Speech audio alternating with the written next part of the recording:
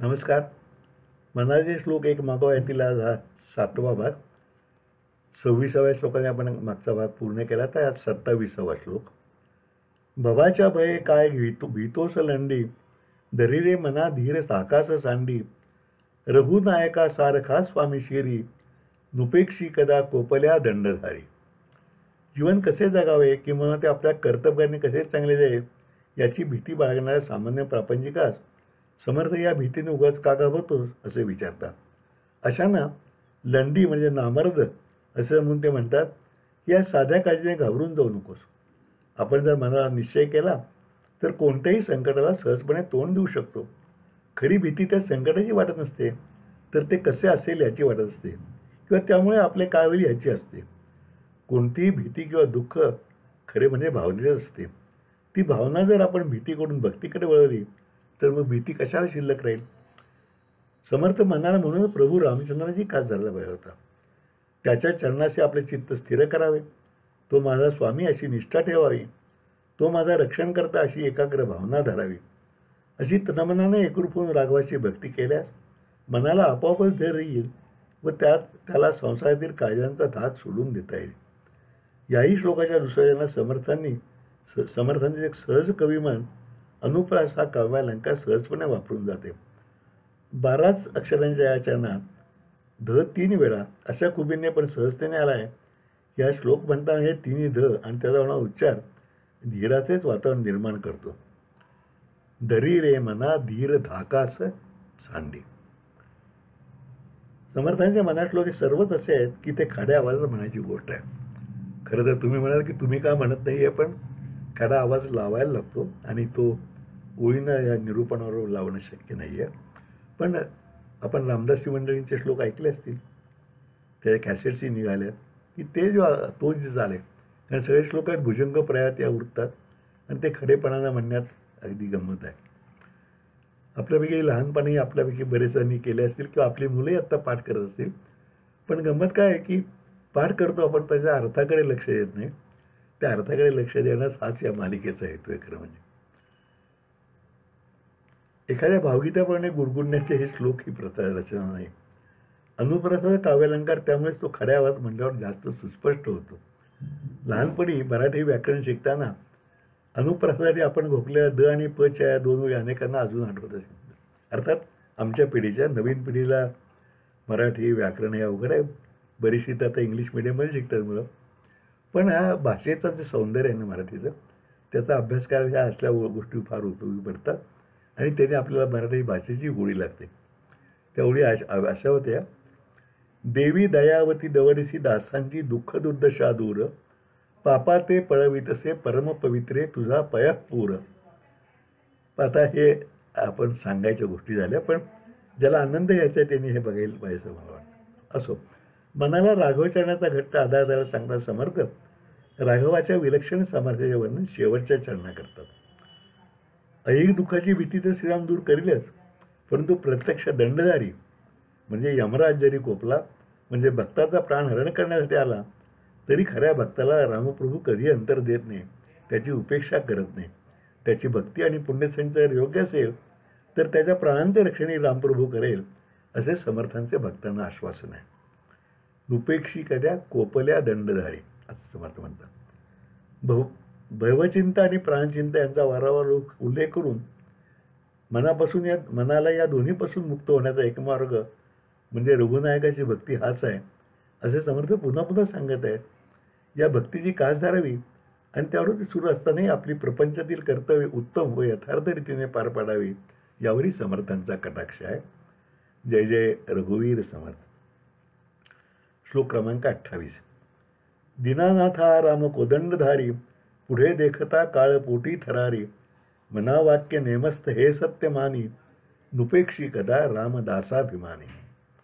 प्रभू रामचंद्र हा सकल दीनदुबळ्यांचा नाथ आहे. प्रापंचिक माणूस मुळातच अनेक बंधनामुळे दुबळा झालेला असतो. त्याचे दैनंदिन जीवन धकाधकीच असते. अनेक वेळा मनात असूनही त्याला ठामपणे वागता येत नाही.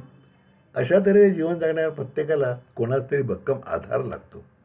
आपणही लोचांना कधी मित्र, कधी नातेवाईक, तर कधी एखादा पुढारी अशा कोणाचा आधार किंवा टेकू घेत असतो.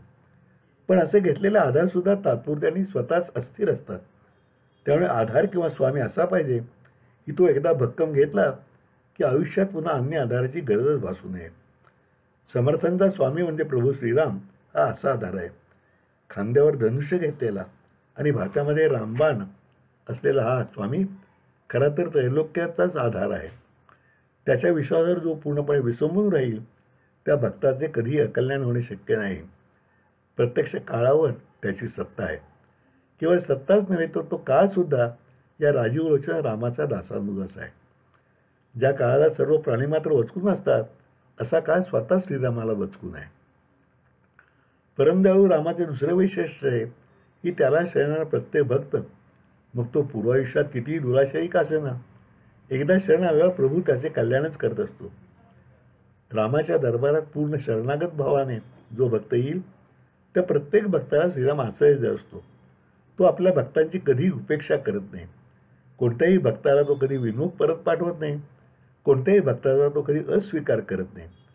अशा तऱ्हेने सर्वांना आश्रय देणारा आपल्या कृपाप्रसादाच्या पंखाखाली छाया देणारा रामचंद्रासारखा स्वामी त्रिभुवन धुंडाळले तरीही कोठे मिळणार नाही. प्रापंचिक माणूस जोपर्यंत स्वतःच्या स्वार्थाच्या ऐहिक जीवनात गुंतून गेला असतो तोपर्यंत त्याच्या हातून अनेक दुष्कर्मे होत असतात. परंतु आयुष्यात जेव्हा त्याला स्वतःची आध्यात्मिक उन्नती करून घ्यावी अशी इच्छा निर्माण होईल तो खरा त्याच्या आयुष्यातील तमसोमा ज्योतिर्गमय म्हणजे माझ्या मनातील दुरितांचा नाश करून मला साक्षात्काराच्याकडे प्रकाशाकडे घेऊनचं असा दिवाळीचा दिवस होय. परंतु ही भावना ज्यावेळी प्रकट होते त्याचवेळी त्याला आत्तापर्यंतच्या आपल्या आयुष्याचे स्वदर्शन जाणवते.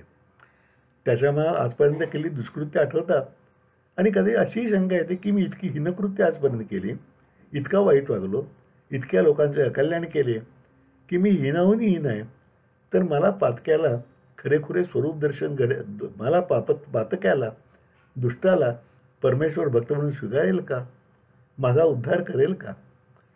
वास्तविक जेव्हा असे खरेखुरे स्वतःचे दर्शन करते आणि आपणासारखा पतिताचा परमेश्वर भक्त म्हणून स्वीकार करेल काही शंका मनात येते तो खरं तर सुदीन होय.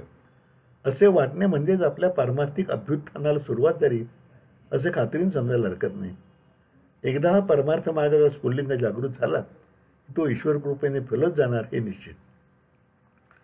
अशा तरी शंका प्रापंचिक मनात येईल याची पूर्ण जाणीव समर्थांना आहे आणि म्हणूनच त्यांनी मनाला ठामपणे सांगितले आहे की शरण आलेल्या प्रत्येक भक्ताची प्रभू श्रीराम कधीही उपेक्षा करत नाही.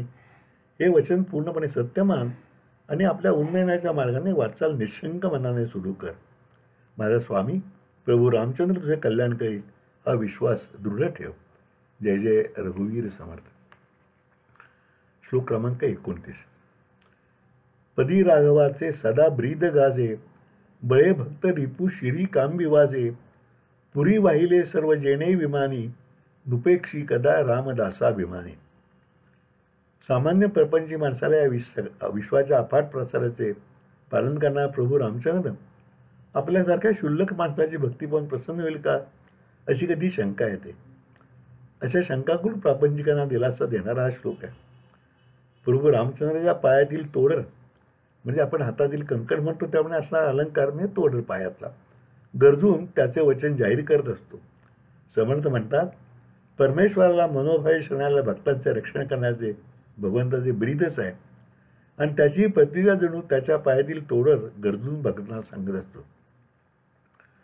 ज्याप्रमाणे सूर्य उगवला की त्याची किरणे जिथपर्यंत पोचतील तिथपर्यंतच्या सर्वांचे तो जीवन तो उजळून टाकतो.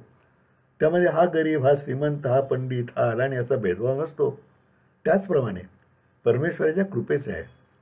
उलट ज्याप्रमाणे एखाद्या मातेला जर 4 मुले असली आणि त्यातील 3 श्रीमंत असले 4था गरीब असला तर त्या मातेचा जास्त जीव त्या गरीबावरच असतो. त्याचप्रमाणे परमेश्वरी भक्तांची अन्य स्थिती न पाहता त्यांची केवळ भक्तीच पाहतो आणि कृपा करताना सुद्धा त्याचे लक्ष हीनदीन भक्ताकडे जास्त असते. आपण परिसाचे उदाहरण पाहिले तरी लक्षात येईल. लोखंडाला परिसा स्पर्श झाला तर त्याचे सोने होते, पण त्याहून मौल्यवान असे तांबे किंवा चांदीच्या वस्तूला परिसाचा स्पर्श सुद्धा सोने करू शकत नाही. एका बाजूला प्रत्येक भक्ताचा राम उद्धार करेल हे सांगता समर्थ तो भक्तांच्या शत्रूंचे पारिपत्य करून भक्तांचे रक्षण सुद्धा करेल हेही सांगायला विसरत नाही. येथेही भक्त रिपुश्री असा म्हणजे त्याला व्याकरणामध्ये जे हा व्याकरण मराठी अभ्यास करता आहे काय षष्ठी तत्पुरुष समास म्हणतात. तो फार गमतीचा इथं केला बाबा. भक्तांच्या रिपूच्या म्हणजे शत्रूंच्या शिरावर भगवंत आपल्या धनुष्याच्या कांबीने जोरदार प्रहार करून त्यांचे पारिपत्य करतो असं समर्थन म्हणायचंय. बळे भक्ती रूपी बळे भक्त रिपू शिरी कांबी वाजे. भक्त म्हणजे सन्मार्गाला लागलेला प्रापंचिक माणूस. अशा माणसांना भक्तीपासून परावृत्त करणारे बाहेरील अन्य प्रापंचिक किंवा मनातील विचार असे अनेक शत्रू असायचे. अशा सर्व शत्रूंच्या मस्तकावर आपल्या दैदीप्यमान धनुष्याच्या कांबीने जोरदार प्रहार करून रामप्रभू त्यांचा निपात करेल ही खात्री समर्थ देतात. जगात सुष्ट आणि दुष्ट अशा दोन्ही प्रवृत्तीची माणसे असणारच. त्यामध्ये दुष्टांकडून सुष्टांना त्रास होणारच ही गोष्ट अनादी काळापासून चालत आहे. खुद्द भगवंतानेच परित्राणाय साधूना विनाशायच दुष्कृताम असा सुष्ट रक्षणार्थ आणि दुष्ट निर्दारणार्थ परमेश्वर अवतार घेतो हे योगेश्वर कृष्णाने सांगितलेलं आहे. परमेश्वर एकटा आणि त्याचे आम्ही साधक किंवा भक्त मात्र अगणी, तेव्हा या सर्व भक्तांना लक्ष देण्यास त्यांचा उद्धार करण्यास परमेश्वर समर्थ आहे का अशी शंका काही वेळा सुरुवातीच्या काळात साधकाच्या मनात येऊ शकेल. त्याला उत्तर देण्याने समर्थाने रामायणातील उल्लेखाचा दाखला दिला आहे.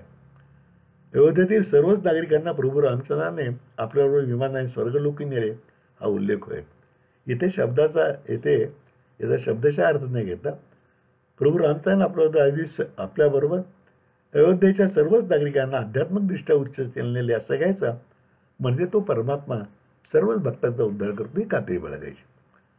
याप्रमाणे एका श्लोकातच साधकांच्या मनात निशंकांना उत्तरे देऊन समर्थ शेवटी मनाला पुन्हा देतात. दुपेक्षी कदा रामदासाभिमानी म्हणजे शरण येणाऱ्या कुठल्याही भक्ताचा रामचंद्र कधी उपेक्षा त्याची करत नाही. जय जय रघुवीर समर्थ. श्लोक क्रमांक 30 हा एक प्रसिद्ध श्लोक आहे.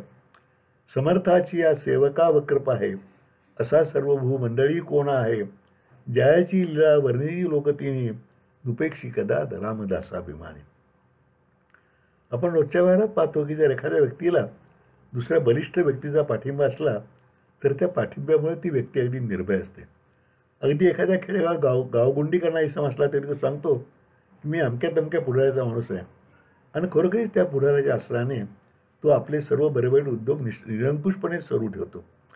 अगदी गल्लीपासून ते थेट दिल्लीपर्यंत आज हे आपल्या हरगडी अनुभवास येते. कायद्याचे रक्षकसुद्धा काही वेळा अशा माणसाविरुद्ध कारवाई करण्यास बिचकतात. अर्थात हे सर्व त्या अमक्या तमक्या ही सत्ता असते तोपर्यंत सुरू राहते. सतत फिरणाऱ्या कालचक्राप्रमाणे जेव्हा तो अमका तमका सत्तेवरून जातो तेव्हा आपोआप त्याची ही माणसेही आपली शक्ती आणि रुबाब घालवून बसतात. अर्थात तोपर्यंत सत्तेला अन्य कोणी आणि त्याची माणसाचा वेगळा वर्ग पुन्हा तयार होतो हा भाग वेगळा. थोडक्यात म्हणजे ज्याला एखाद्या बलवान माणसाचा आधार आहे त्याच्याकडे वाकड्या दृष्टीने कोणी पाहत नाही. समर्थांना प्रपंची माणसाचा उद्धार करायचा होता त्यामुळे त्यांनी आपल्या संपूर्ण मनात त्याला सहज कळेल पचेल रुचेल अशा शब्दात उपयोग केला आहे. मराठी श्लोकातील हा अतिशय प्रसिद्ध श्लोक आहे. अगदी खेडोपाडी सुद्धा हा श्लोक पोचला आहे. भर गाव येण्यावरती अनेक वेळा तो म्हटला जातो. आपल्याला जीवन सुखी करण्यासाठी कोणता तरी शक्तिशाली आधार पाहिजे ना. मग कोणातरी ऐरागैराचा आधार न घेता त्रिभुवन जो सर्व शक्तिमान असा परमेश्वर आहे त्याचाच घ्या म्हणजे त्याची भक्ती करा हे समर्थाने सांगणे आहे. भक्ती करणे म्हणजे दास होणे म्हणजेच परमेश्वराच्या चरणाशी अनन्य होणे. असे जर तुम्ही त्याचे सेवक झालात तर तुमच्याकडे वाकड्या दृष्टीने पाहण्याची संपूर्ण पृथ्वीतलावर कोणाची हिंमत होणार नाही. वरवर पाहता हा अर्थच परिपूर्ण अशाप्रमाणे परतून जास्त खोलवर विचार करता असं लक्षात येईल की जो खरा भक्त होईल तो शरीपूर्वर विजय मिळवेल. मग कोणी त्याचा द्वेष केला निंदा केली किंवा हित चिंतले तरी त्याला त्याचे दुःख वाटणार नाही. तो साधक रागा लोभाच्या पलीकडे गेला असेल त्यामुळे स्तुती किंवा निंदा त्याला सारखीच वाटेल. मी म्हणजे या नाशवंत शरीरातून वेगळा असा आत्मा आहे आणि त्या आत्म्याचे खरे नाते शरीराशी नसून त्या परमात्म्याशी आहे हे त्याच्या मनात पूर्णपणे भिनलेले असेल. त्यामुळे त्याला शरीर भोगांचेही दुःख वाटणार नाही. थोडक्यात म्हणजे असा सच्चा समर्थ सेवक साधन मार्गात प्रगती साधल्यामुळे सुखदुःखातीत झाला असेल अशा भक्ताला संपूर्ण त्रिभुवनात कोणी त्रास देऊ शकणार नाही हे समर्थाने सांगायचं आहे. मात्र या परमस्थितीकडे जाण्यासाठी साधकाची अनन्यता आणि भक्ती उच्च प्रतीची हवी. त्याला एका राघवाचाच खरा आधार वाटला पाहिजे. अशी निष्ठा असेल त्या भक्ताला परमेश्वर कधी अंतर देणार नाही. राम ज्याचा सखा, राम ज्याचा पाठीराखा, रामापायी निष्ठाढळ वक्रदृष्टी कोण पाहिलं. राम ज्याचा सखा, राम ज्याचा पाठीराखा, रामापायी निष्ठाढळ वक्रदृष्टी कोण पाहिलं. अशा सर्व भक्तांचे, सर्व शरणागतांचे एकमेव आश्रयस्थान असलेल्या प्रभू रामचंद्राची कीर्ती आणि त्याचे पराक्रम पाताळ, पृथ्वी आणि स्वर्ग या तिन्ही खंडातील सर्व लोक गात आहेत. आपल्या भक्तांना तो कधी अंतर देत नाही. असे म्हणून समर्थ प्रापंचिकाच्या मनावर पुन्हा पुन्हा साधनाची आणि परमार्थाची महती ठसवत आहे. आणि इथेच थांबूया. जय जय रघुवीर समर्थ. उद्या 31व्या श्लोकापासून सोडत करू.